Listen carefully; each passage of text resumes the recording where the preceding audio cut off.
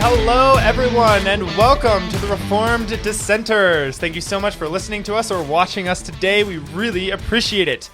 My name is Bruce Johnson, and I am joined here in the lovely state of South Dakota with my good friend Joseph Lassiter. Hello.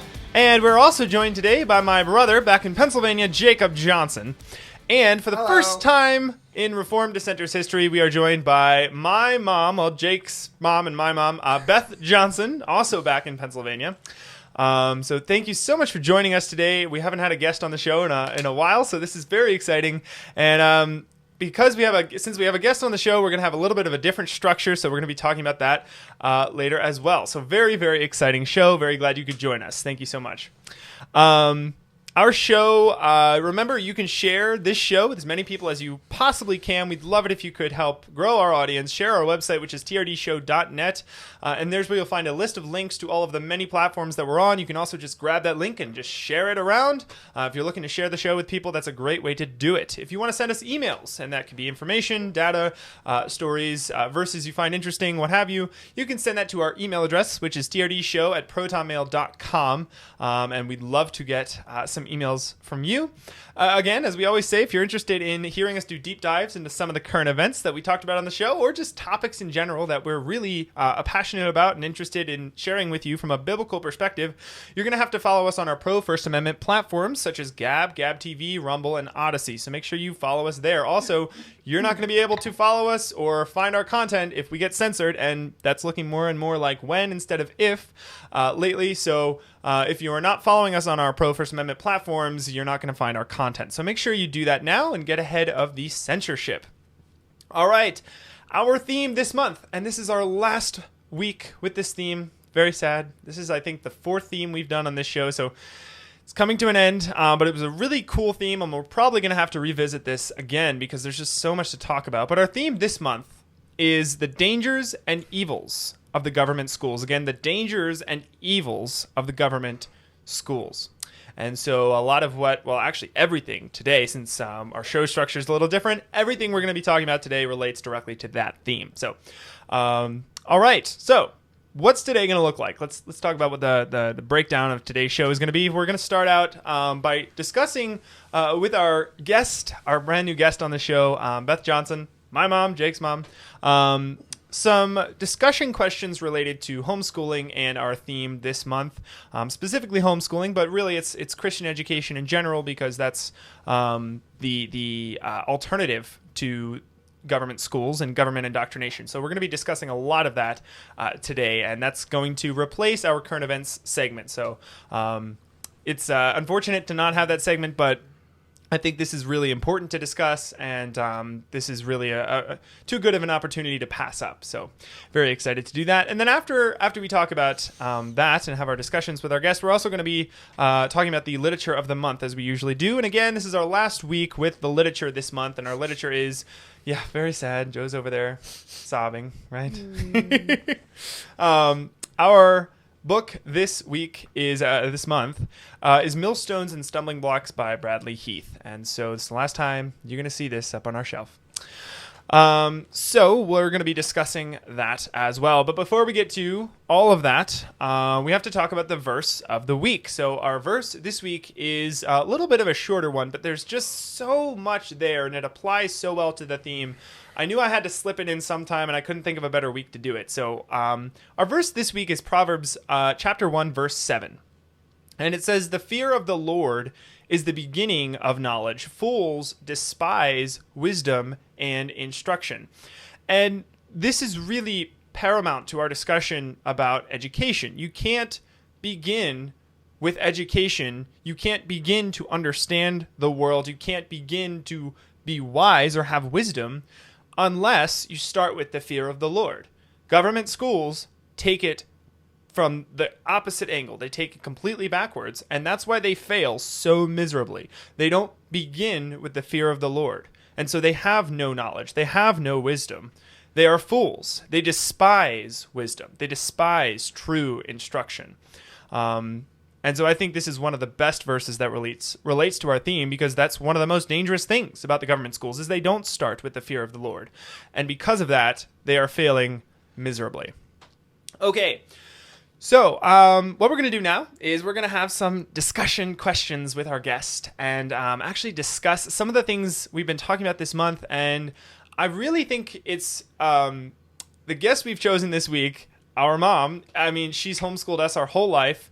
And so obviously she has a lot of experience when it comes to education. I believe she was also a teacher. But I'll ask her to give maybe a little bit more of a background as to her teaching degree and what her experience is there. But there's a lot of experience there and a lot of things that we could discuss. So I'll just have you introduce yourself, and we'd love to hear about you. Okay. I'm Jake and Bruce's mom, and also I have two other boys as well. And my name is Beth Johnson, and I do have a background in education. I went to school for that, but in my mind, that's kind of like a drawback for homeschooling because it teaches you to kind of like think in terms of like a classroom setting, and homeschooling is completely different than that. So, you know, on the one hand, it's good for like curriculum. Yeah. You can kind of look through curriculum and stuff like that and be familiar, but as far as homeschooling goes, and I have something to compare it to, I guess. I know what it's like to be in a classroom versus being in a homeschool. So I can compare the two, but it did not prepare me for homeschooling. Okay. Yeah. So wouldn't it help you to teach the curriculum?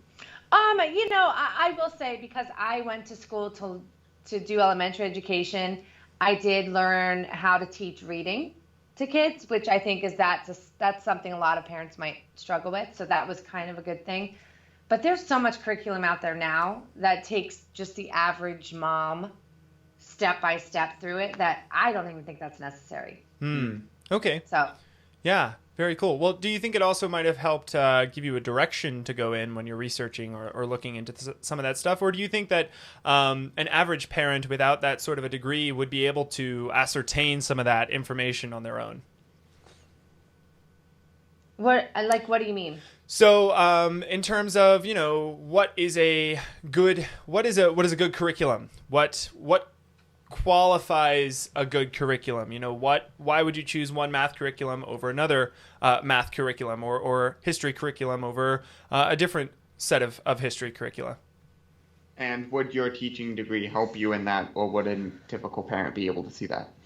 I think a typical parent would be able to see that, but because honestly, what makes a good curriculum is what works for the parent, the student, and the setting. Love it. So, you know, when I was teaching school and when I first started homeschooling, all the curriculum that I knew how to use was geared to a classroom setting in which you sit down with lesson plans and you're teaching everyone, like a classroom of 30, the same exact thing. That doesn't work at home. You know, I had to learn that the curriculum that worked at our home was where I could have 3 different levels of kids, and I'm teaching a history curriculum on 3 different levels at the same time. Yes. You know what I mean? Yes. So, very different setting. Yeah. So, and also too, like I started phonics training with Bruce because the other ones were little, and so it was just him. Well, then and he learned differently than like Ryan and Jacob. And by the time I got to Ryan and Jacob, I found a whole nother curriculum that was more interactive and more action oriented because those are the type of kids they were. So I had to scrap that other one. Yeah. You know, and the original one was geared for schools. Yeah. And it was what I was used to. But it wasn't necessarily better because it didn't work for Ryan and Jake. You know, so I don't know that I don't know that would having a degree actually very cool. Gives well, advantage. You know, and that should be encouraging. Right. And I think that's one of the greatest encouragements is that this is probably one of the easiest times to homeschool. Right. Now, I'm not saying that it's easy. I'm saying it's the easiest out of all previous generations and years past. Right. This is probably one of the easiest times to start doing this. So for parents that don't think that they have the experience needed. They don't have the degrees. They don't have, they're coming from a finance perspective or whatever. There are ways, and I think what I'm picking up here, there are ways that you can learn to teach, even if you weren't previously a teacher. So that should bring you some encouragement. That's one hurdle, one of the hurdles to tackle. There are many others, but that's one. And I think that's one that a lot of parents use. And I'm going to use the word excuse, use as an excuse, sometimes it's a valid reason, but a lot of times, unfortunately, I think it turns into an excuse. So that's really good to hear. All right. So let's get into our first discussion question. And the question I have is, what do you believe is the greatest danger of the government schools? I mean, this whole month we've been talking about the dangers and evils of the government schools. There are so many different types of dangers, coming from a philosophical standpoint to a purely educational standpoint or academics, right? Kids don't come out and actually learn what the schools claim that they could learn, right? But what do you think is the greatest danger out of all of these different things? Okay, well, the greatest. I'm going to start by just saying simply the breakdown of what God's given as authority. The authority is given to the family and the parents to train and teach these children. The church, the school system tends to separate that out and make it like and they take academics authority. And school is its own separate entity. Yes. Different than the family, different than the church. Yeah. So to me, I think that's very dangerous because it's dangerous to the kids. They don't see their parents as the authority. They spend more time at the school, in a school building, so their teachers become their authority. And that's dangerous. Yep. It undermines everything God has set up as the authority system for children. And it also is dangerous because we're supposed to, as parents, be implementing Joshua 1:8. This book of the law shall not depart from your mouth. You should meditate in it day and night. Yes. Deuteronomy 6, which says, these words shall be in your heart, and you shall teach them diligently to your children when you sit, when you walk, when you lie down. Psalm 1 talks about not walking in the way of the wicked or sitting in the seat of the scornful, meditating on God's all day and night. That can't even happen. Yes. When the children are separated from their families all day long in a school system, a teacher, there's no opportunity for the teacher. A teacher can't handle a child's heart the same way a parent can. And it's just impossible in a school system because they have 30 kids at a time. I taught a school system. I loved those little kindergarten kids I had like they were my own, but there was no way I was going to be able to be to them what their parent could be to them. And I think that sets up a lifelong breakdown between parent and child. In a relational aspect, but also in a parent teaching their child to come before God, see everything in terms of God's word. Yes. The character development, the heart development. Yeah. All of that gets broken down. Absolutely. Because we think of it as school. We think of school as separate. We think of academics as separate. Yeah. Stop connecting all of that together. I've told this story to people before. Jake's probably heard me tell it a lot. I don't even know if Bruce has heard me tell it, because I just actually started telling it recently. But anyway, it's about Bruce. Uh-oh. And I don't know if you remember this, Bruce, but when you were in Boy Scouts, like when you were 11 or 12, and you had to go before the board, like when you would rank up. I think I vaguely remember this. Yeah. And for some reason, they asked Bruce, what do you like about being homeschooled? And his answer totally shocked me, because I was like, there's no way a kid could answer like this. But Mrs. Lahutsky told me that this is what you said. So now I believe it. So I had to verify somebody else. Third party verification. She said that your answer was, the thing you liked about being homeschooled was that your mom could deal with your heart and your sin problems right away, rather than you going all day long in that. Yeah. That's really true. I mean, Yeah. that kind of heart attitude correction and character application can only really occur when a mom or a dad is involved in that. And then that's beyond academics. It's beyond school. Yeah. Yeah. But I mean, Luke Yeah. 6:45 talks exactly about that.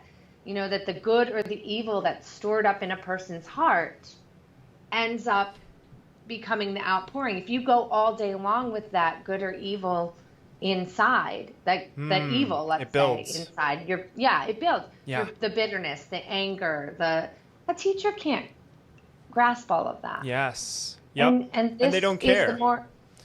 This is the more important thing. This Yep. is the thing God tells us to do. Yep.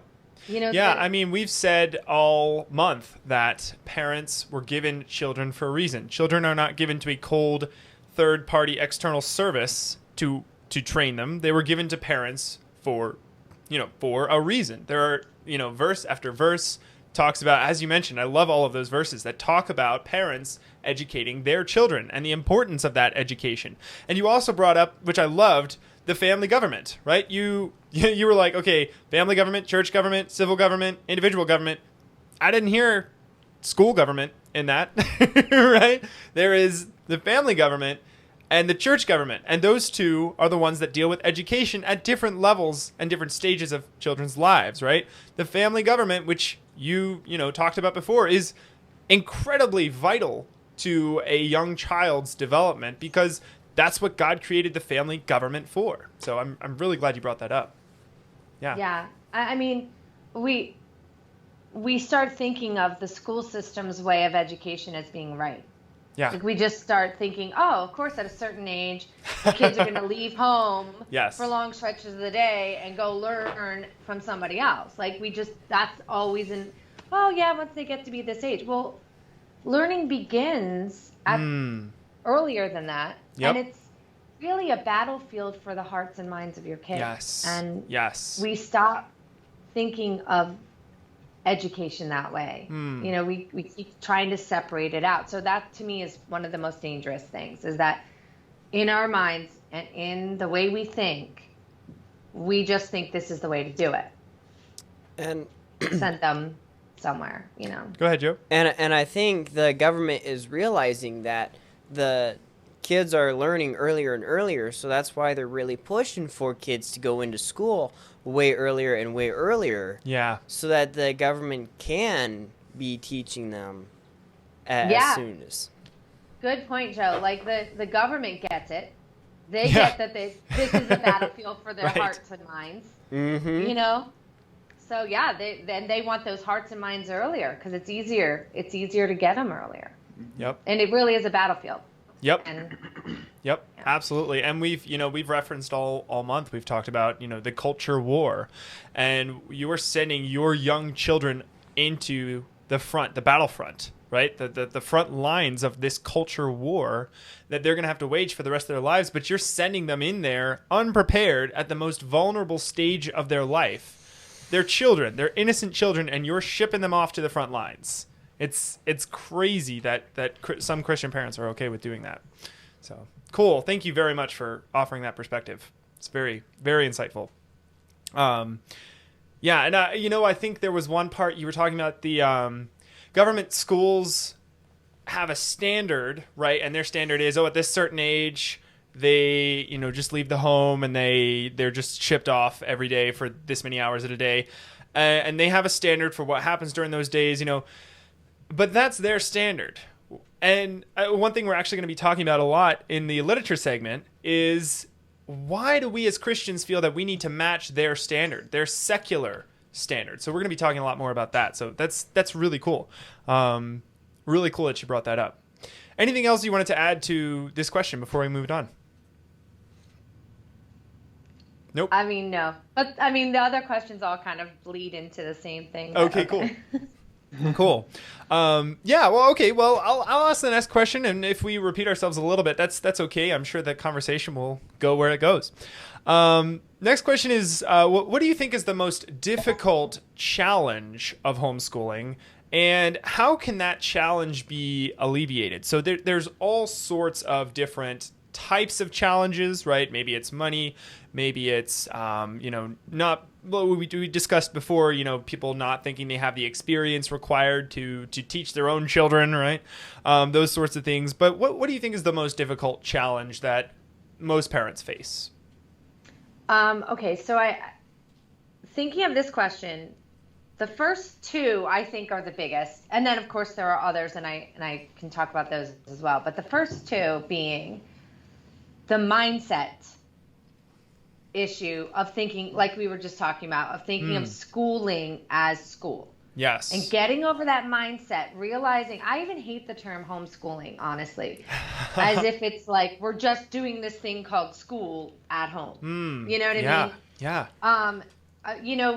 When COVID happened and Bruce and I kind of collaborated a little bit on a website to help people who were just doing this new homeschooling idea, we called it home learning. Yes. Because really that's what it is, you're learning. And so getting out of that mindset is the first challenge, I think, for a lot of people to get over.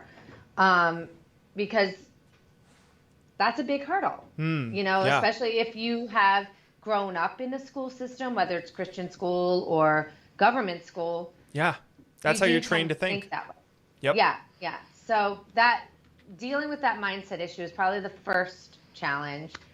But then also going along with that, realizing that learning begins when you're as an infant, and that parents are teaching their children and modeling Christ-likeness, modeling God's grace, God's mercy, God's justice system, all of this before their children when they're very little. Discipline is another big thing. Yes. I think that it has to be there. You have to start when they're young with this discipline. Otherwise, you're never going to get to a state where you can successfully have a scheduled day and do learning at home with your children, because they're just going to be running around like feral cats. Right. You're going to say, we're going to sit down and we're going to do this now. Well, they're not going to listen to you if you have no discipline in place. Yeah. To that end, I have some books here that I thought I would share. Awesome. I don't Fantastic. know, what your audience level is like. Yeah, no. But even I'm thinking, for people who are just starting out, for people who might not have kids yet but are thinking in this way, still preparing ahead and reading these kinds of books is a good thing to do. Yes. And also, if you want, and if you could send me links to those, if you find them on Amazon, if anyone in the audience is interested, I'll try and include some of those, if not all of those, links to those books and resources in the description below this, wherever you're listening or watching this content. So definitely check those out. Yes. The first one is called Shepherding a Child's Heart by Ted Tripp. And that really gets at the heart issues that are really at stake here. You are shepherding this child's heart from the beginning and nurturing them and training them. And the next one is What the Bible Says About Child Training by Richard Fugate. Nice. This one is very practical. It lays out from a biblical perspective, not just philosophically, but actually, like in this instance, these kinds of things you need to bring out and teach and train and get at the heart issue and specifics. I love it. So it's very practical. This one is called Instructing a Child's Heart, and this one is by Ted and Margie Tripp. And this one talks a lot about home education, and it goes beyond just the initial discipline stages to the next level stages. And then, of course, Bruce, you probably recognize this one. Proverbs for Parenting. Oh, yes. Yes, indeed. This a lot when I was disciplining the children to kind of get at the fact that this isn't just my opinion. This is from the Bible. Yes.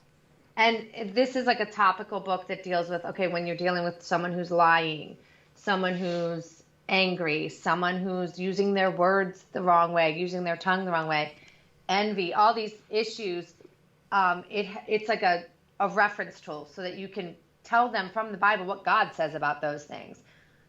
Nice. Wow. But anyway, so those are helpful, and I think that they lay the foundation for being able to homeschool successfully. If you don't have a good discipline process and, system in your home, it's going to be really hard to go beyond that. Yes. And teach. So the mindset issue and the discipline issue, I think, are the two biggest challenges. And then there's just the challenge of day to day, I said sticking before, with it. it's not a classroom. You're in a house. So you've got the doorbell ringing, the phone ringing, the dishwasher, the dishes that need to be piled up. If you have a young infant, they're crying, and you have to realize, like Ecclesiastes says, there's a time and a season for everything. And if you just have sandwiches for dinner, but you're busy doing the work of training that child's heart, that's the more important one. Yes, priorities. Choosing your laundry's piling up, big deal. Yes. I love that. Yeah, and there's a lot of other commentators who have used the words immortal souls, right? You're caring and training immortal souls. But I mean, your laundry's not immortal. Your dishes, your food isn't immortal, right? So I think that's a really good point. Having those priorities, children come first, and the rest of house duties or whatever, that's secondary in a way because they're not immortal souls, right? They don't need immediate attention. So yeah, very cool. Thank you very much. Anything else you wanted to add to that? Cool. All right. Thank you. All right. Final question. What effects do you believe government schools have had on our society? And this is kind of a multi-leveled question because there's obviously it's hard to say exactly what the impact is of the indoctrination that's been going on for I think almost over a decade now, over a century. But what do you think some of the biggest impacts and effects are of the government schools on our society? Okay, so I'm going to stay away from the obvious ones. Okay. Like the agendas that are being promoted that we all see in the current events and all of that, COVID, whatever, and transgender, whatever. I'm going to stay away from those. Yeah. CRT. I think those are obvious. But what they're doing is they're undermining God's institutions, and they're setting up another God. Yes. They're setting up the state as an idol and a god to be worshipped. Yes. And in subtle ways, we all just think this is just the way it is. This is the way it's always been done. Yes. Yes. And they're undercutting parents, as you've said before, with, I don't have the authority to do that. I don't know what I'm doing. I'm not an right. expert on this with your own children. How do I know what they're supposed to know in grades 1 and 2 and 3? And who came up with grade levels anyhow? Right. Yes. So I think, that's one effect, is that it kind of makes parents feel like they can't homeschool their kids. They can't teach their kids. But beyond that, I believe that government school systems set up more a follower mindset versus an entrepreneur or a leader mindset. How many times do you hear kids in school and they just kind of go through the motions of school because that's just what they're supposed to do? Yes. None of them are thinking beyond. None of them. Most people don't think about being a leader, taking dominion, being in charge of something, being an entrepreneur, Yeah. And the craziest thing about that is that's actually the way it's supposed to work, right? That's not a bug, that's a feature. Like, they were originally designed during the late 1800s for factory workers, right? To produce factory workers. That's where they originate. That's why they were created. They needed people that had an underlying base of knowledge that was the same across the board. Everybody gets the same knowledge, same treatment, cookie cutter mold, ship them out. Now they get to work in a factory, and we know that they all have this base level amount of knowledge. And that's what they were originally. So it's crazy that you'd say that, because yes, that is exactly what they are designed to do, and they're doing it really well. Yeah. And not to mention the fact that boys boys are active learners. Boys are leaders. Yes. These are things boys are supposed to be, and the boys are made to feel that there's something wrong with them Yes. because they can't sit still for Yeah. 29 hours a Right. day or whatever Right. it is. Like, it's squashing what God made them to be. Yes.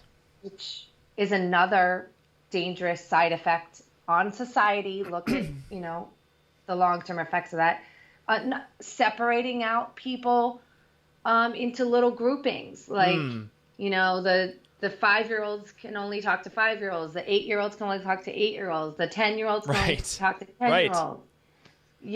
Segregating how them. many teenagers can talk to a 10-year-old and a 60-year-old? Yep. Yep. So I think that's also a problem. There's so many. There really are. effects Yes. on society, but these are long-term effects on our society that are really not the way God intended for it to be. Yep. Absolutely. Awesome. Thank you so much for discussing these things and being willing to come on and discuss some of these things with us. I think those are all really good points. And you've stated a lot of what we've been trying to get at, but you've stated it so succinctly. I think you're coming from an outside perspective, what we've been studying this whole month, and you've really just summed it all up so well and put a nice bow on top and just really summarized that well. So that was great. Thank you so much. Yep. And I think, one of the biggest takeaways that I got from this conversation was they are definitely, and I hadn't even considered it quite this way before, which is actually one of our questions, which is funny, that we answer every week. They are setting themselves up as another government, right? They're setting themselves up as the fifth government. So as opposed to just having 4, your family, your church, your individual, and your civil government, they've set themselves up as the fifth. Now they're the school government, and they have their own rights and abilities and responsibilities that God did not give them, but they've just stolen, much like civil government does. Right? And it's funny because those two are actually now connected, right? With government schools. So they're both stealing responsibilities that are not theirs. It seems like there's nothing new under the sun. I mean, if you think about it, we were greedy. We always wanted power. We always wanted more than what we were intended to have. We were told that we have the authority over it, especially in Genesis, in the Garden of Eden.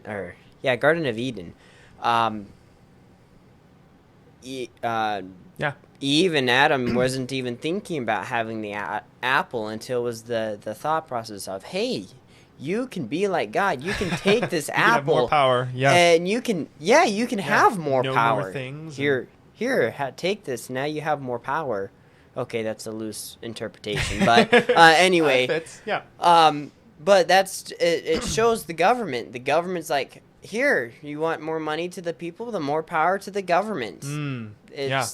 People are greedy. We want that power. Yes. And they're greedy on so many levels, right? Because they've traded. They've made a trade. They've said, we want convenience. And the civil government said, all right, we'll give you some convenience. Give us your kids. Give us the responsibility of your own children. That's some convenience there, right? Like we were saying, I think it was 2 episodes ago, we were talking about the 20s and the age of convenience and how, they had machines doing laundry machines. They had automobiles. They had all these cool things. And they were like, man, but there's still something missing. I still feel like there's one way that I could have a simpler, more convenient life. I know, my kids. Let's get rid of them. This is going to be so much easier. And it is, right? In the short term, it's so much easier. It's free, right? Quotation marks.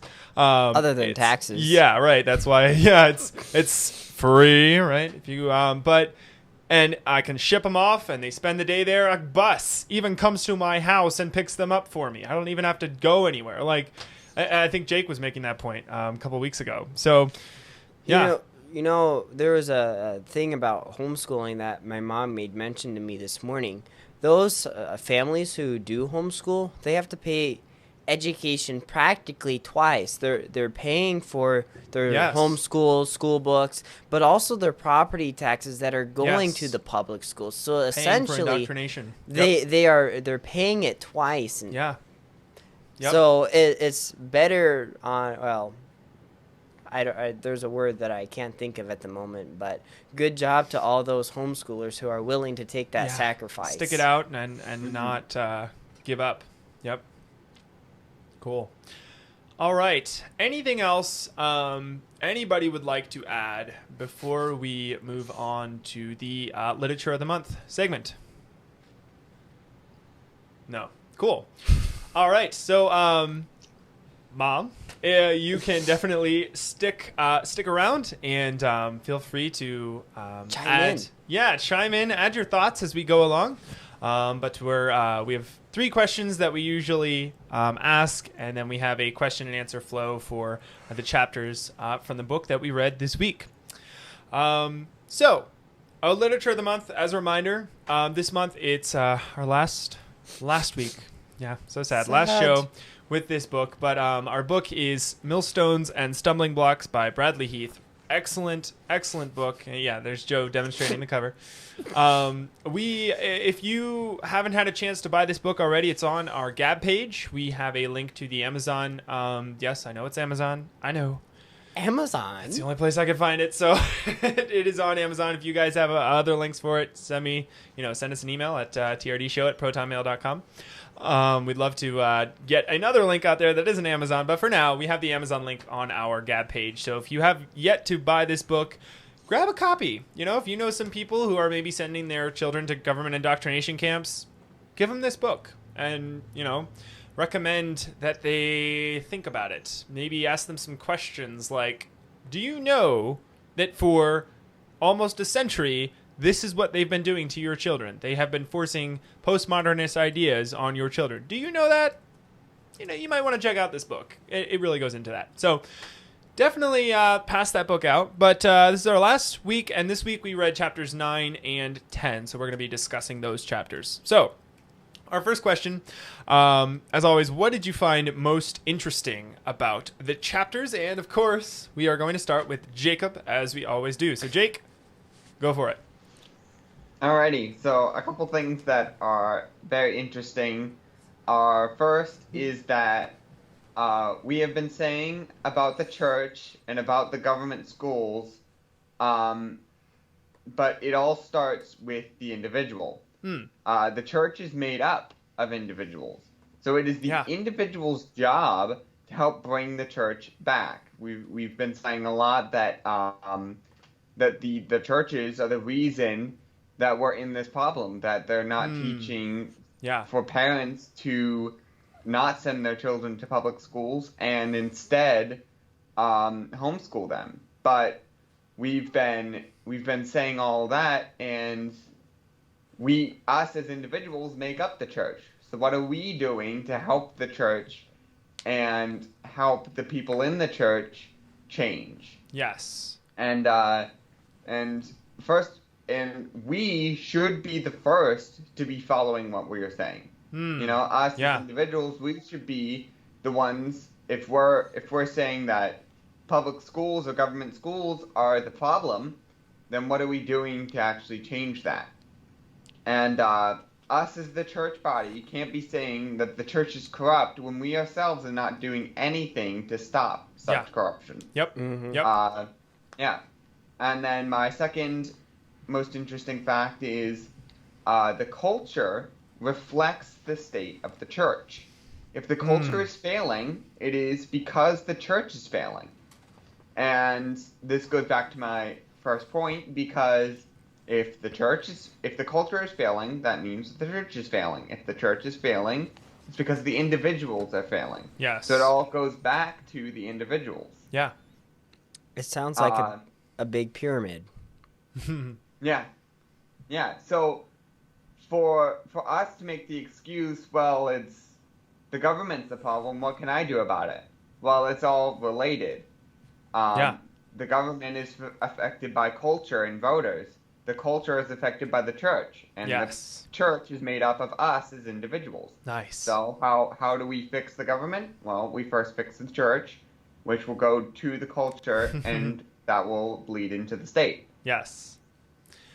Awesome. Thank you very much, Jake. Yeah, that's That's really good, and we're going to be talking, I think, a lot more today about a top-down approach to fixing society as opposed to a bottom-up approach, right? Which I believe is the right approach, especially in America, and we're going to be getting into all that later. So, really good that you laid that foundation and discussed that, and that's very important to remember. So, thank you very much for bringing that up. All right, Joe. All right. Well, in chapter 9, Heath opens up with a quote from John Woolman. Woolman? Okay. Is that his name? Woolman. Woolman. Oh, Woolman. Woolman? Yeah. Woolman. All right. Something like that. All right. That works. I'm going with that. That works. Anyway, deep-rooted customs, though wrong, are not easily altered, but it is the duty of all to be firm in that which they certainly know is right. Okay. So, and it was one of those things that, or it stuck out to me that it is hard to alter something that you have had a habit in. If your mind is it's direct one way, it is hard to direct your mind to go another way. It's once your mind is set, it's a lot harder to and Bradley Heath, I mean, later on in I think chapter 10, near the end of chapter 10, he talks about your mind is kind of like concrete, right? A child's mind, you can change it, alter it, mold it before it hardens, right? And that's really important, because at that formative stage, that early stage when it's still wet, and you can change it, you can mold it, you can fix and correct issues, you don't want to let that stage pass by, right? So, I think that's what you're with that thought of concrete, it reminded me of Pharaoh, and I don't know why my mind went directly to Pharaoh, but God was hardening his heart. There was no way Moses was going to be able to soften it, make his mind change at all. It was all God. God is the ultimate person who can change your mind at all. Later on in chapter 9, this quote also comes from chapter 9 on page 98, and it says, we want to sit at a table. We want a seat at the table. We want to be heard, but we do not want to examine our families, our children, and our lifestyle. We quickly tell others how to live their lives, but reluctantly examine our own. In short, we want critical influence, or crucial influence we have not earned. Okay. And it was one of those things. That was actually the wrong quote, but I'm going to go with it. Yeah, no worries. I think that's kind of along the lines of what Jake was getting at too. We want to be heard, but yet we're quick to judge, but we're not slow. We're not quick to judge ourselves. It goes to the was it Matthew? I don't remember verses, but Matthew in his pull the plank out of your own eye before pulling the speck of the other person's eye. That's a great verse to put right here. Yeah. But we have to be examining ourselves before we can even examine our others. Are we putting our own kids in the government schools, or are we homeschooling? Are we part of the problem, or are we part of the solution? Yep. That's an important question to ask. It starts with you. Yep. Absolutely. Awesome. Thank you very much, Joe. I think that's why we started this podcast, is because we did realize it starts with us. It starts with us. On a lower level, we have to be the ones to initiate it. We can't just wait for other people to initiate these kinds of actions. We have to. I mean, I listened to a show called The Steve Deace Show, and I think we've mentioned that a lot. And, his theme this year is The Answer Is Us. We are the ones who have to step up to the plate. I mean, we can't just wait for he says all the time, Calvary's not coming. We gotta step up to the plate, and we gotta actually start taking responsibility and move into these areas and start studying Scripture and what it says about these areas, and going to our pastors, going to our local officials, and running for local offices, and understanding these biblical ideas. And in this particular instance, it means training your own children and not shirking that responsibility and outsourcing that responsibility that God has given to you, outsourcing that to some other entity. That's not what God calls us to do. So, awesome. I think too. Oh, sorry. Go ahead. I think too, along those lines, like Joe is saying, and Jake has said, and you were just saying, you're talking. Who you're talking to right now are Christians. Christians say this is your responsibility before God to do. Yep. And I think a lot of people say, well, not everyone's a Christian, and so we need the schools for those people, and then that's when they start, sending their kids in there to try to evangelize them. But how can your kids evangelize the lost when they themselves are getting lost in there, the rest of them? So it is your responsibility, and it's enjoyable. I loved it. I loved every second of it. And I think most moms would love being around their kids. I would be sad if someone wouldn't, but it is a responsibility, but we need to make sure our kids are strong enough that then we can go out and witness to those that need it, so that we don't need the unsaved public school systems, But it starts with the Christians taking that step and caring enough about their own kids' souls. Yep.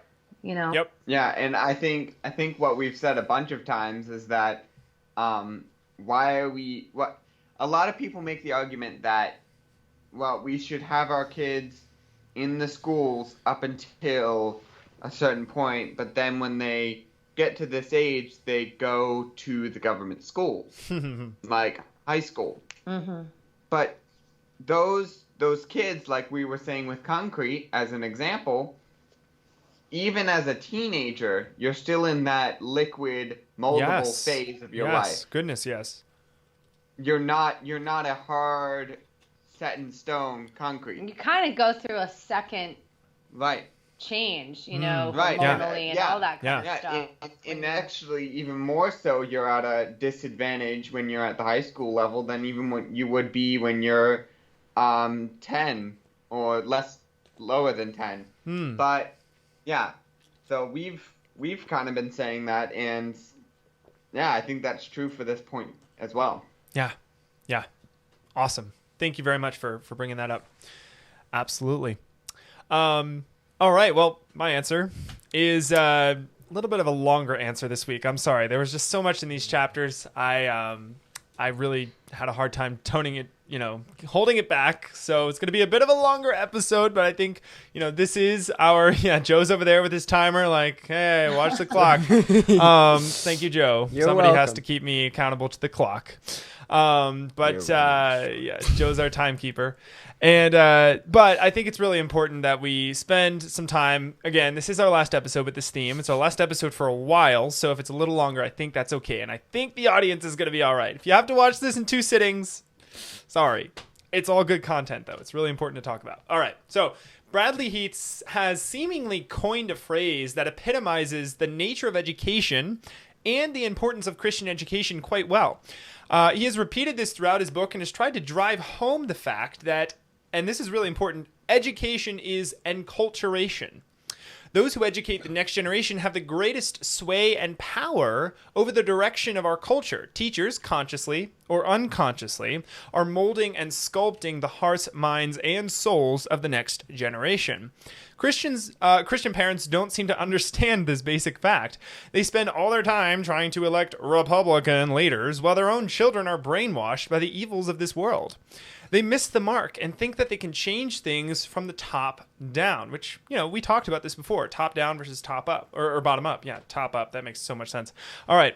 On page 98, Heath says, cultural expressions, including the form and function of civil government, are external representations of internal belief. This is exactly what Jacob was just talking about. And I really, really love this next phrase. Like, I want this on a t-shirt. Like, this is a really good phrase. Culture is religion externalized. Culture is religion externalized. End quote. This is an incredibly important fact that we need to understand as Christians. The easiest and most effective thing for us to do is to change the culture from the bottom up, just like Jake was saying earlier, right? The civil government will respond to cultural changes, especially the American civil government. We're in a very unique country, for now. Unique system where we can affect them from the bottom up, right? We are in charge of who is in office. We are in charge of that, for now. Largely, right? There are, of course, large swaths of unelected bureaucrats that are making more and more decisions every year. But for the moment, we are still largely in control of civil government from the bottom up, right? So, all right. So this can go either way. The civil government is going to respond to changes, but again, that can go either way. It can be good or it can be horribly bad, depending on the culture. Heath capitulates this well on page 99 when he says, although our constitutional federal republic is based on biblical principles, such as representative government, separation of powers, inalienable rights, and we talked about all of those when we were discussing Gary DeMar's book, right? We talked about all the different things in the Constitution that are derived from Scripture, right? All those different things. That government merely preserves and protects prevailing cultural belief. If the culture accepts abortion and homosexuality, these sins will find legal protection and governmental approval. The true battle is for the hearts and minds of men, not for control of Congress, the Supreme Court, or the White House, end quote. The church and family governments are in the best positions to fight this culture war. But unfortunately, they are failing miserably because they have lost sight of the end goal. Heath continues on page 99 by saying, we foolishly focus on electing a few Christian politicians while millions of new voters graduate each year, saturated in the post-Christian culture agenda taught in public schools. Political activism is a ridiculously ineffective strategy for building Christian culture, but public schooling is a brilliant strategy for subverting it, end quote. As Christians, we shouldn't be spending all our efforts fighting the symptoms, such as higher taxation, CRT in schools, and Marxist communists in office, for instance. We should be fighting the plague that has infected the very heart of American culture.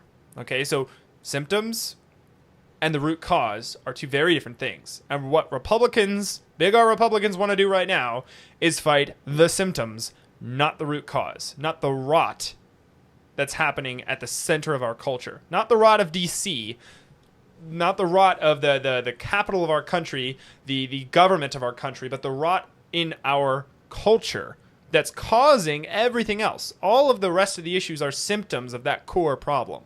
So we need to address that core problem before we start moving on to the symptoms.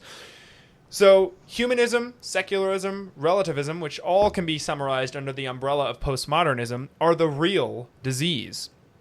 Even our churches have succumbed to the postmodernist virus. We preach the gospel and claim to hold to the word of God, but in practice we act no differently than our secular counterparts. Our vision of basic things like civil government, education, and finding the job you were created to do are all secular. Our vision in the church of all those things is secular because we don't study the word of God and figure out what does God say about each and every area of our life. We don't look to Scripture for anything other than the basic gospel on Sunday mornings. And it shows. Our culture is crumbling around us because of it. I'm almost done, I swear. I said this is going to be long. I'm sorry. I'm almost done. TikTok. Yes, TikTok. Thank you, Joe. All right. He's just like holding up his clock. I'm like, yes, thank you, Joe.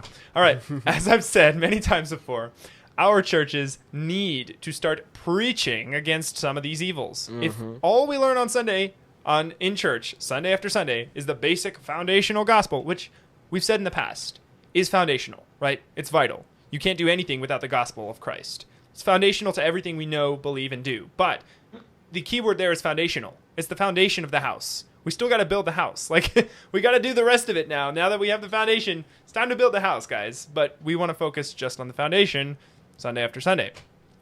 If we don't move past this, we cannot hope to fulfill our mission given to us by Christ, which is to disciple the nations.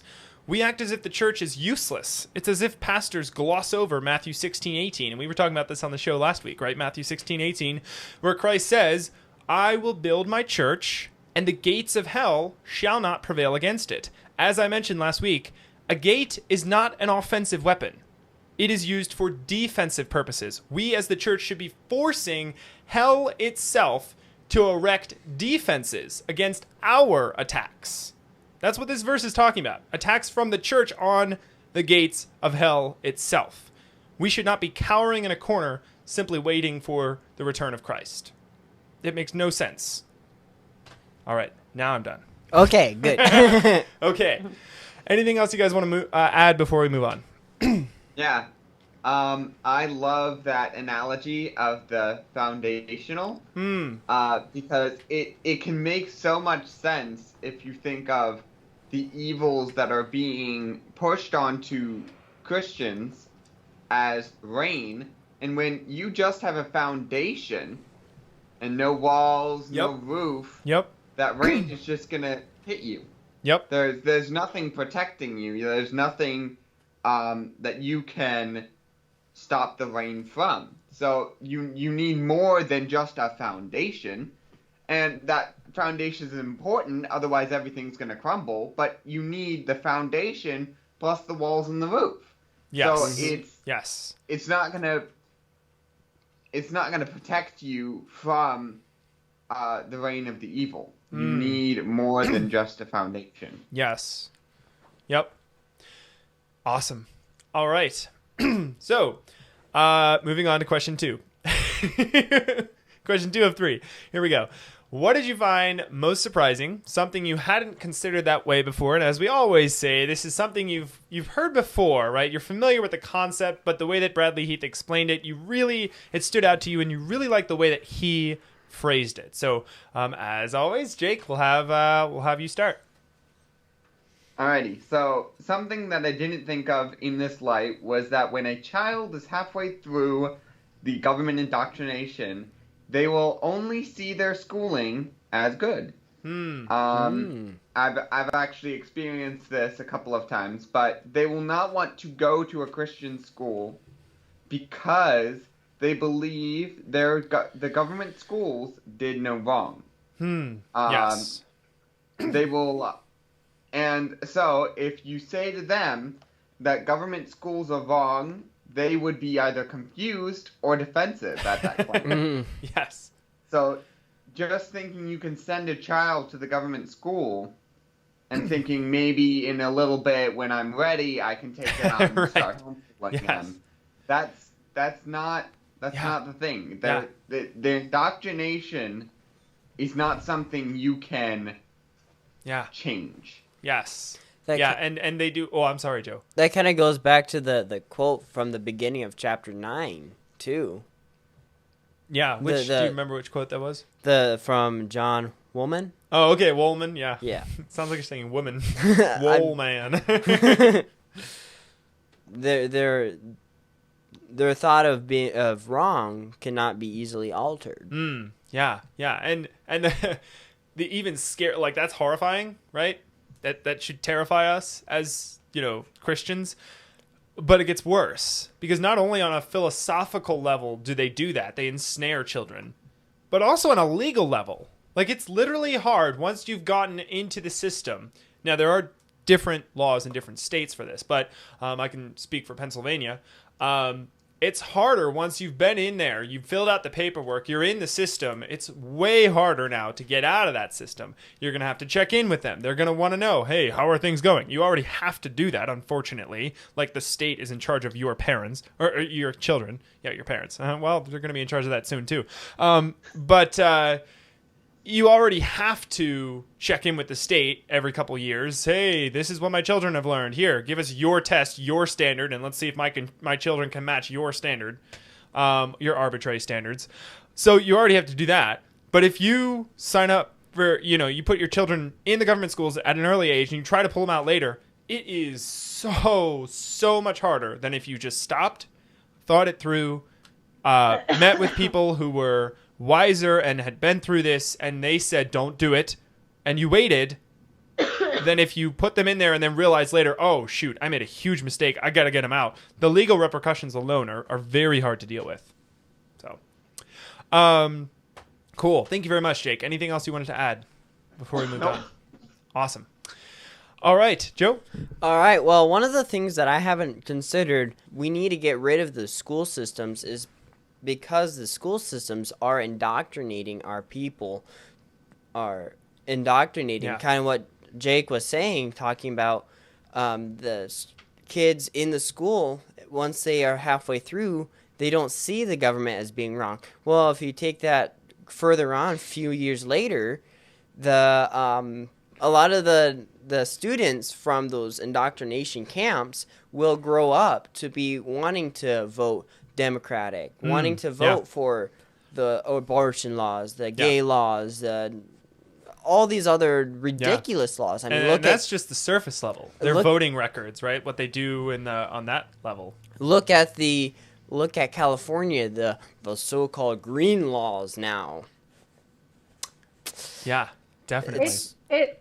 Listening to you guys talking about this, it keeps reminding me of like a person that's been kidnapped that then thinks their kidnapper is actually nice to them. Yes. You know what I mean? What is that called? Stockholm syndrome or something. Yes. You know, it's a little bit like that. They've grown up thinking, no, they're really good. They're really nice. There's nothing bad. You know what I mean? They can't see it, and they're just they're blinded because they've been, yeah. It's kind of like an analogy here is like the book from The Giver, and if you haven't read The Giver, it's a good way. Series. It's a good book to read. I love The Giver, but on the last paragraph of page 99 says, we foolishly focus on electing a few Christian politicians while millions of new voters graduate each year, and that's where I was talking about kids getting out of college and now voting. Standard in the post-Christian culture agenda taught in public schools, political activism is ridiculously ineffective. Is an ineffective strategy for building a Christian culture. Yeah. But public schooling is a brilliant strategy for subverting it. Yep. I think you use that quote as well. Yep. Which in this mindset it shows that the problem really isn't the churches. It's the people, it's the government schools. Once we can get rid of the government schools, now we'll be able to go back to a country that the founding fathers kind of had laid out for us. We'll be able to go back to the Constitution, the Bill of Rights, all those. Yep. And people will actually be able to see and understand why the Bible is, why it applies to their lives, why they need it. And if we got rid of public schools, imagine the depression rate going down, the drug use going down, all those different problems that essentially the government has brought to us. They created all these problems. And I mean, that's one of the things that we haven't even touched on. I think we might have briefly touched on it, but the impact of children day after day after day, day in and day out, being stuck around the people that are their same age, that are just as unwise as they are all day long. And those are the people that you interact with, not people who are wiser than you, not people who have more experience or are better equipped. I'm talking about parents to give you wisdom and impart wisdom to you. And obviously that has to start in the Word of God, right? But you are spending, if you're in the government school, and really this kind of applies to the school systems in general, not just government schools, but also the system when Christians try to take the government schools and make their own version of it, right? Christian schools, private schools, which... It's that mindset idea. Yeah. The school is separate. Academics is separate from every other way of life. Yep. You know? Yep.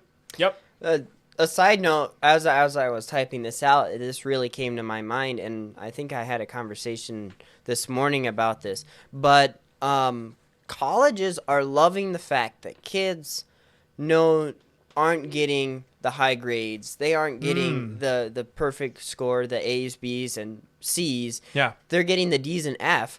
the colleges love it, because now if the kids are getting those very, very low grades, the schools are like, hey, come here. We'll take more of your money so that we can actually train you properly. Give them more classes because, they didn't learn this back in high school. Now they got to relearn it here. Yeah. Mm-hmm. Yep. So it's really a win-win for the colleges and the government. The government gets money to fail the kids, Yep. and the colleges gets money to fix the kids. Yes.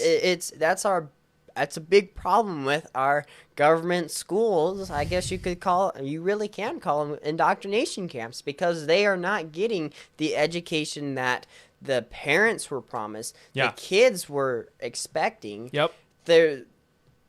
Totally. Yeah. And I us. think Go ahead.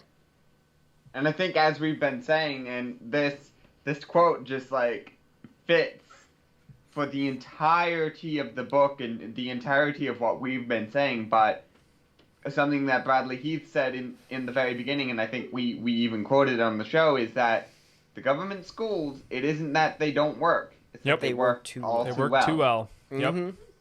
Yep. But yeah, we're like, oh, how the government's like, we need more taxes so we can pay teachers, and the teachers are like, we need more money so we can actually have their grades get better. But they're not managing their money well. Yeah, they are incentivized to fail because the government school system gets more money when they can prove that they don't have enough money to do what they need to do. They get more money if their education is failing than if it actually worked. Sometimes it makes me wonder, those few families that do want or do think that the child's education is important, that are like really expecting those kids to have the A's and B's. Imagine those families that are getting, or those kids that are getting those C's, D's, and F's, and it's not the child's fault, and the parent is getting mad at the child, but it's not the child's fault, it's the government's fault. Yeah. Yep. That's a random thought for me. Anyway, my last point is on page 112. The book, another quote from the book on page 112 is, many Christians can't afford to walk away from the public schools because they are unwilling to make the financial sacrifice when the mortgage, car payments, and credit cards demand more than we make. Yep. And continuing on in this book, he uses the truth of Proverbs 22:7 is clear. The borrower becomes the lender's slave. Yeah, lender's slave. Yep. Yeah, lender's slave. Yep. So it just shows, not only do we need to be thoughtful of what are we doing with our kids, are we taking care of their kids, but we also need to think money-wise, are we even taking care of our money too? Yeah. And this is why we are enslaved to the government, because the government is taking more than 10% of our of our money. Yep. 100%. Yeah. All right, I am done. If you want to continue on, go ahead. All right. No, that's fantastic. Yeah, thank you for bringing that up. Now I am guilty for running long. Oh, it's not just me this time. Look at that. First time Joe runs over his time. Welcome to the club. It's the Cool Kids Club. It's cool. All right. Okay, so my answer. Question again, as a reminder, is what did you find most surprising? Something you hadn't considered that way before. So you've kind of heard this before, but the way that Bradley Heath phrased it, you really liked the way it stood out. This is what I thought. I wanted to mention two things, actually, and I'll try to make this quick, which means I'll be reading a little quicker, and so I hope it makes sense. I want to mention two things that I've given some thought to in the past, but Heath, I thought, phrased them both particularly well. The first has to do with our standards for education, and this is actually something that we were discussing earlier during our discussions with our guest, with Mom. Our standards for education, right? What do we, as Christians, compare ourselves to when educating our children? Is this the right standard to use? Unfortunately, there are a vast number of Christians who compare their children's education to the standards of the government schools. Heath addresses this on page 102 when he says, as Christians take direct responsibility for their children's education and walk away from government schooling, they must avoid smug self-confidence and false praise. Doing it better than public schools is not something, is no achievement at all. Outrunning an invalid is not something to brag about. If we want to make comparisons to high educational standards, we must look to those who preceded us. End quote. Part of this conversation relates to the goal of homeschooling or Christian education. Is it the goal to have children memorize an array of random facts that might someday prove useful in certain scenarios, or is it to grow in the wisdom of God so that one day we can do the job He created each of us to do? The government schools claim the former as their primary goal and purpose, but we, as Christians, should know better. We should know better than to do that. Christians should understand that when we select a career or job, we should attempt to discover our God-given gifts and find a job that utilizes them instead of simply seeking a job for the money. And we talked about this 2 months ago, I guess. Our second theme, Finding a Job You Can Love, was the book we were reading. Homeschooling is one of the greatest ways to allow children to grow up with this mindset. They can spend their early days preparing to find a job they can love, rather than wasting all their years away learning random facts that have no bearing on their life and will not empower them to glorify God in their jobs. They can focus on fulfilling God's will for their lives. On the flip side, it's not to say that learning about academic knowledge in general is bad, right? God has ordained history, developed language arts, and created this beautifully complex world for us to learn about. This knowledge, when taught properly and in its proper context, can make us see the glory of God even more than if we lacked this knowledge. We also become better, well-rounded people, capable of connecting and empathizing with the people that God has placed in our lives, when we learn about things that may not relate directly to our God-given gifts and abilities. When academics is taught within the context of glorifying God, it can give us enormous benefits. But, as Proverbs 9, verse 10 tells us, we are fools if we try to teach knowledge without first beginning with the fear of the Lord. My second point, and I'll try to get through this quickly, don't worry, which I will try to keep brief, is that parents who are just going through the motions of homeschooling without having deeper convictions or educational principles to fall back on will not successfully weather the storms that will inevitably surround them. Homeschooling is not always easy. In fact, the easiest and cheapest thing to do in the short run is to send children to your local government school. And we were talking about this a lot earlier, right? It's not the wisest option in the slightest, but it is the easiest option. And if your motivations for homeschooling are not based on a deep conviction and desire to save hearts, minds, and souls, to save the hearts, the minds, and the souls of your children, the conveniences of the government schools will be extremely tempting and hard to resist. So simply pulling children out of the government schools because you heard that they were being taught CRT is ridiculous. Within a few months, you will end up sending them back into the indoctrination camps until the next crisis hits. Heath sums this up extremely well on page 109 when he says, within the boundaries of God's providence, parents must take direct responsibility for their children's education and ensure that it is thoroughly Christian. All educational decisions should be based on principled obedience to the Word of God. It is not enough to recognize and reject the bad fruit of public schooling. We must be proactive, not reactive, or we will do the right things for the wrong reasons. Reactionary decisions lack the staying power and conviction necessary to sacrificially provide our children a thoroughly Christian education. Reactionary parents often return to public school when they find Christian education too hard, inconvenient, or expensive. For this reason, parents must understand why public schooling produces bad fruit. Public schools produce non-Christian beliefs and behaviors because they are based on non-Christian beliefs, non-Christian doctrines and philosophies. End quote. No, I'm sorry. This last sentence is also his quote. All right. Put succinctly, public schooling is actively and intentionally non-Christian. Now, end quote. Cool. So I know that's a lot. I'm taking... There was so much in these chapters, and I really wanted to take the time to draw a lot of these things, draw key parts key sentences that I found and key ideas, tie them together, and then I also wanted to summarize, since this is our last week with this theme, with this book, I wanted to summarize everything we've been talking about this month, just in case this is your first episode, right? If you haven't listened to the show before, this is your first time listening to us, I wanted to also kind of summarize some of the things we've been talking about all month, so you're not completely lost and confused when you come and this is your first episode. So, all right. Anything else you guys want to add before we move on to our third and final question? A lot of information, I must say. Yes, it is. It is indeed. So this might be one that I've heard some people from the audience actually rewatching.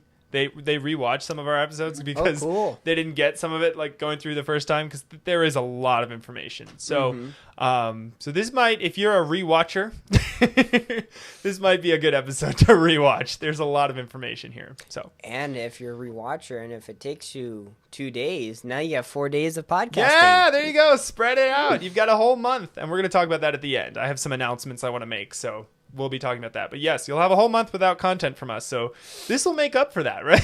I think that this very easily makes up for a month of content loss. All right, cool.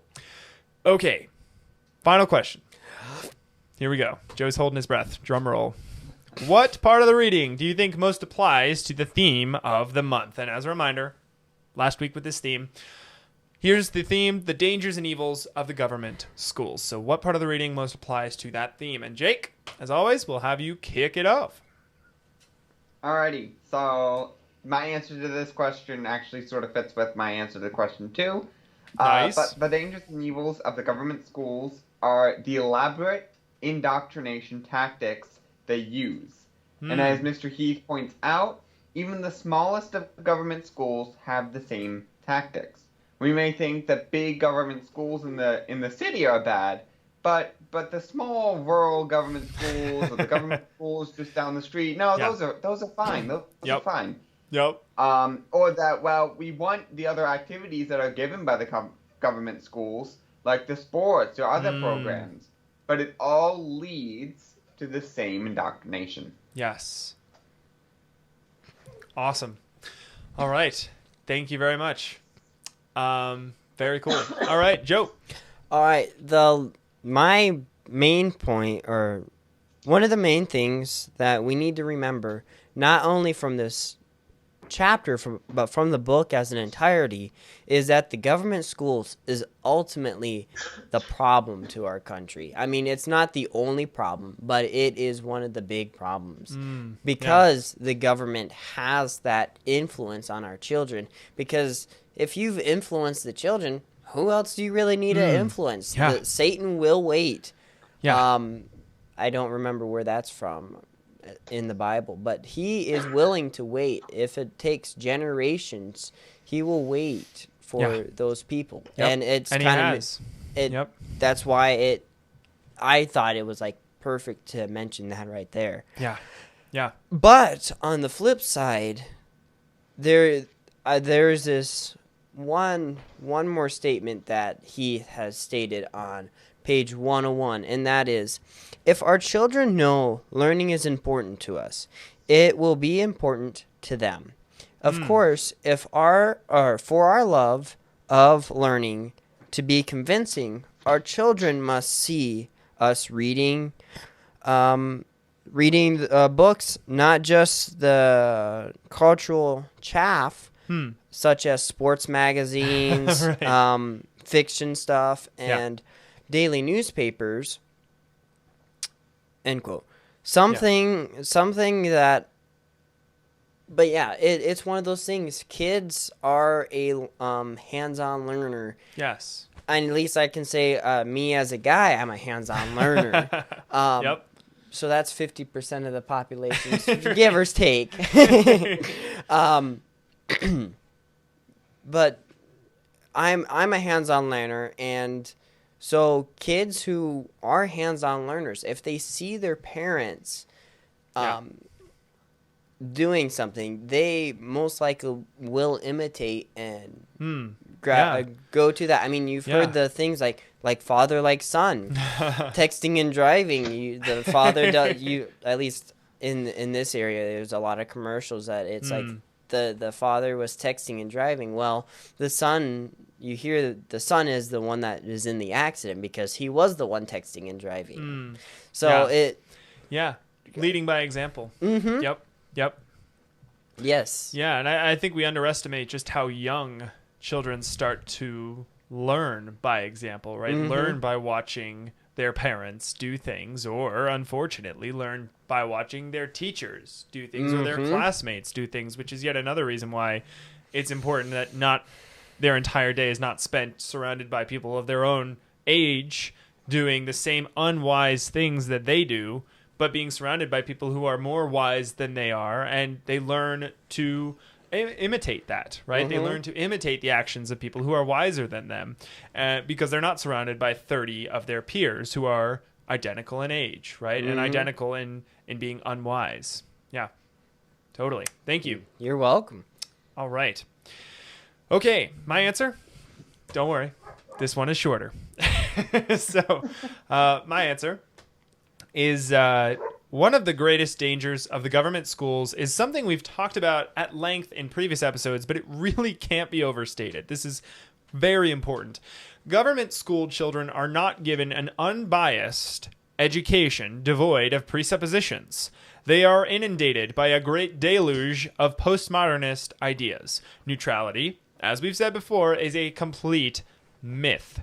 It is impossible for a person or man-made system to be without bias. Bradley Heath states this very plainly on page 108 when he says, all schools incubate ideas, beliefs, and philosophies. Every school teaches its students presuppositional beliefs about God, man, and the created order.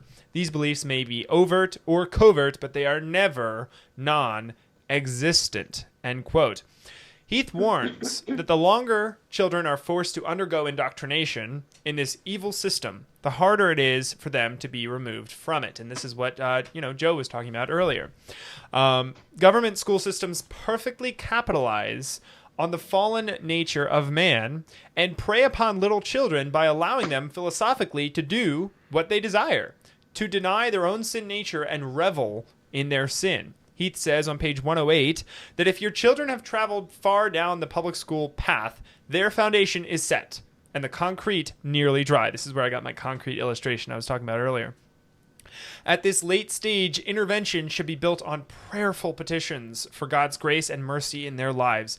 It is never too late, but it does become increasingly difficult to escape.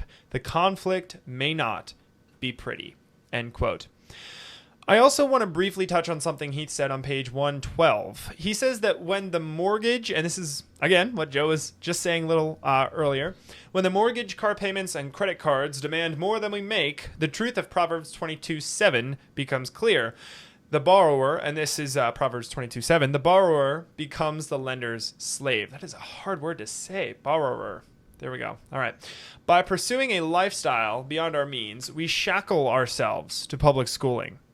Considering home education or private schooling requires a real, often painful, cost-benefit analysis. Unfortunately, many Christian parents exchange their convictions. I love this quote.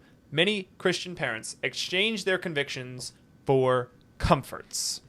Worse yet, those who do not compromise find little encouragement for thrift and sacrifice from either culture or church. End quote.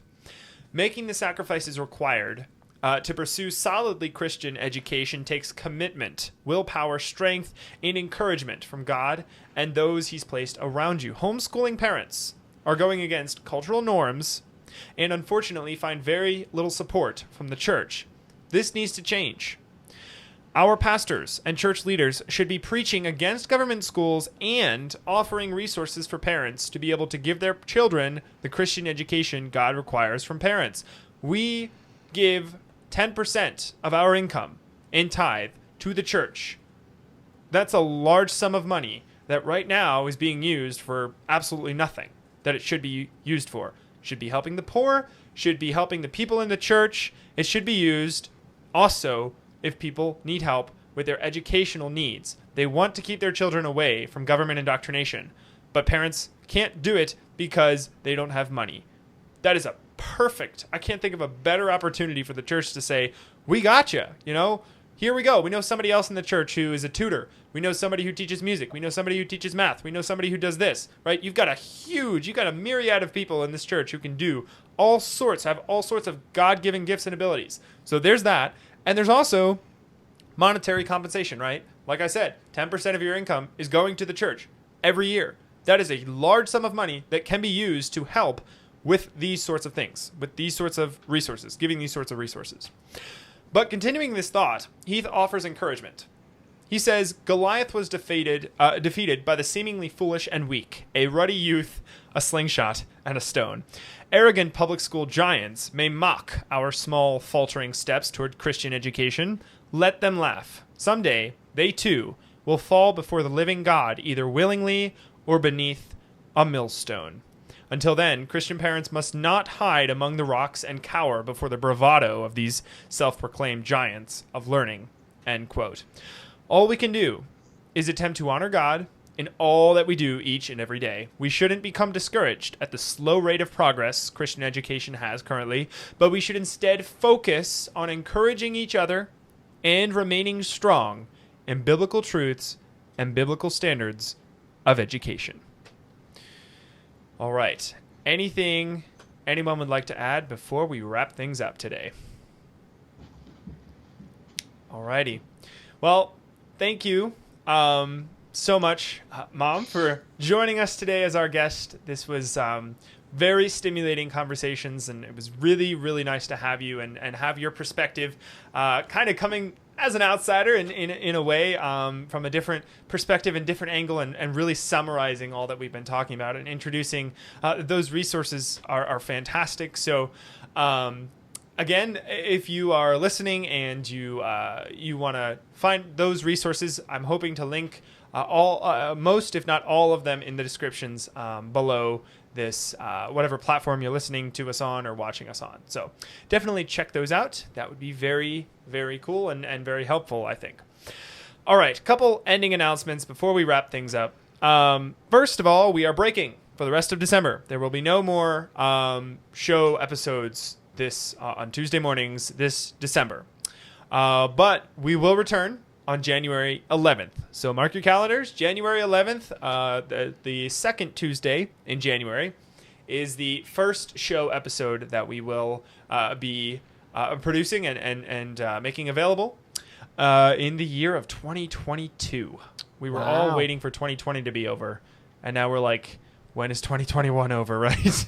I wonder if it's going to be a same recurrence. Oh, goodness. It will be until we stand up and we fight back. Mm-hmm. Yep. So, in the meantime, check out our pro First Amendment platforms during December for some deep dives. I'm hoping to do 1 or 2 deep dives with Jake, so that'll be cool. So definitely keep your eye out for those. And we'll be starting our new theme in January, which is very exciting. And I wanted to also announce that I will be posting the new book on our Gab page. If you can hear this episode, if you can hear me, it's already out. It's on our Gab page. So go to our Gab page. Again, that's gab.com/TRD show. And that's where you'll find a link to our new book that we're going to be reading. So if you're not following us on our Gab page, you're not going to know what our new book is until January. So this should incentivize you to check out our Gab page because we post all sorts of really cool stuff there.